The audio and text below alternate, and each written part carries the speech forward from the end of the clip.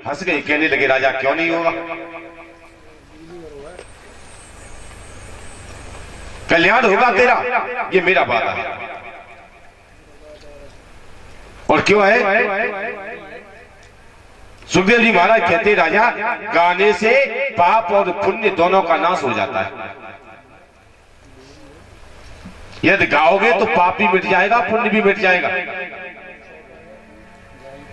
कैसे मिटेगा? आपने किसी संत को, किसी ब्राह्मण को घर में भोजन कराया, 10 रुपए दक्षिणा के दिए, 10 लोगों से जाके कहा कि आज तो पंडित जी का हमने निमंत्रण किया था, 10 रुपए दक्षिणा के दिए हमने, तो आपने जो धर्म किया वो नष्ट हो गया। धर्म करके बखान मत करिए, और पाप को छुपाइए मत। यदि पाप हो गया है अज्ञानता के वशीभूत होकर, तो जाइए और भगवान के सामने क्षमा मांगिए, प्रभु अपराध को क्षमा कर देंगे। और राजा, तूने अपना पाप छुपाया नहीं है, इसलिए तेरा पाप मिट चुका है। और रही कल्याण की बात, तो तू कहता है जिंदगी 7 दिन बची है, मैं कहता हूं 7 दिन नहीं, कल्याण के लिए समय कितना होना चाहिए? सूर्य वंश में एक राजा हुए, एक खटवांग, 2.5 घड़ी की जिंदगी बची, 1 घड़ी 24 मिनट, मात्र 1 घंटे का जीवन।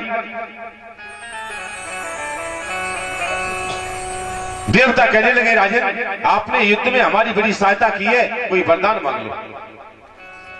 राजा खटवांग ने कहा, महाराज जिंदगी कितनी है हमारी? देवताओं ने कहा, तुम्हारी जिंदगी 2.5 घड़ी है। राजा हंस गए कि 2.5 घड़ी की जिंदगी में तीनों लोगों का राज्य मिल जाए तो किसी काम का है? किसी काम का नहीं है। राजा खटवांग ने देवताओं से कहा, महाराज ये छोटी सी जिंदगी में कुछ देना चाहते हो तो आप मेरा कल्याण कर दो। सुखदेव जी महाराज कहते, राजन 2.5 घड़ी के सत्संग के द्वारा उस समय नारद जी ने राजा खटवांग का कल्याण कर दिया था। जब 2.5 घड़ी की जिंदगी में कल्याण हो सकता है तो 7 दिन की जिंदगी में क्यों नहीं होगा? कल्याण के लिए समय कितना चाहिए?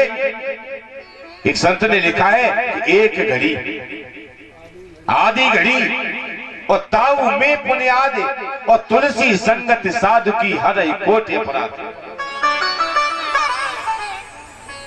सच्चे संत की संगति मिल जाए तो अल्प समय भी मुक्ति दे सकता है। राजा को विश्वास हो गया, तीनों दीक्षाएं मिल चुकी हैं राजा को। दीक्षा कितने प्रकार की है? 3 प्रकार की। पहली दृष्टि दीक्षा, सुखदेव जी ने देखा है नजर भर के राजा को तो कल्याण हो गया। संत देख ले फिर भी कल्याण कर देते हैं।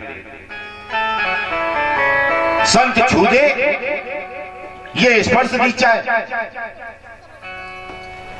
दृष्टि दीक्षा, स्पर्श दीक्षा, उसके बाद आती है मंत्र दीक्षा।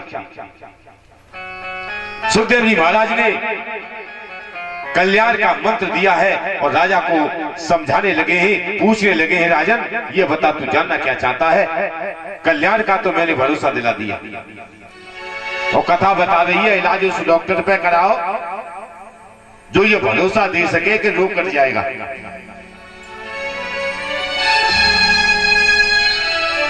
झोला छाप डॉक्टरों के पास जाओगे तो बीमारी बढ़ जाएगी। सुखदेव जी महाराज ऐसे डॉक्टर हैं जो वादा कर रहे हैं कि मैं तेरा रोग काट दूंगा। कथा के प्रेमी सज्जनों, राजा ने हाथ जोड़े, कही गुरुदेव मेरी 2 शंकाएं हैं।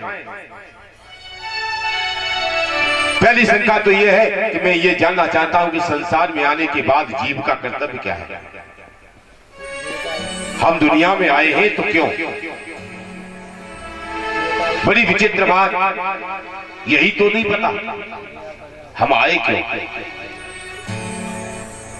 दूसरा प्रश्न किया है राजा ने कि जो जीव दुनिया से जाने वाला है, जो संसार से विदा होने वाला है, उस जीव को क्या करना चाहिए? जो मरणासन व्यक्ति है, जिसे ये बताए कि 1 दिन के बाद 2 दिन के बाद मैं दुनिया से चला जाऊंगा, उस जीव का कर्तव्य क्या है? और ये दोनों प्रश्न राजा परीक्षित ने अपने कल्याण के लिए नहीं पूछे। किसका कल्याण निहित है राजा के प्रश्नों में? लोक कल्याण,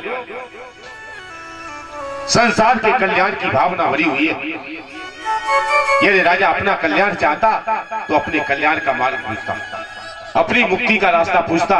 राजा पूछ रहा है कि जीव मात्र का कर्तव्य क्या है और मरने वाले जीव को क्या करना चाहिए। लोक कल्याण की भावना देखिए तो राजा परीक्षित की बात सुनकर सुखदेव जी महाराज गदगद हो गए। महान कौन है? जो अपने बारे में सोचता है, वो नहीं जो औरों के बारे में सोचता है। जो संसार का भला करना चाहता है वही तो महान है। राजा परीक्षित ने प्रश्न किए, सुखदेव जी महाराज गदगद हो गए, कहने लगे राजन, तेरे प्रश्न सुनकर मैं बड़ा खुश हूं। और तुझे एक बात बताऊं, इस संसार में जो हम आए हैं वो क्यों आए? केवल आत्म कल्याण के लिए, ईश्वर का भजन करने के लिए। संसार में जितनी योनियां मिली है समस्त भोग योनियां है। ये मनुष्य शरीर कर्म योनि है और इस शरीर को पाने के बाद जीव को ईश्वर का भजन करना चाहिए। मनुष्य जीवन क्या है? वैकुंठ तक ले जाने वाली एक सीढ़ी है ये, जिस पर चढ़ के जीव परम पद प्राप्त करता है। इसलिए जिंदगी मिली है तो भजन करो। और दूसरी बात बताऊं,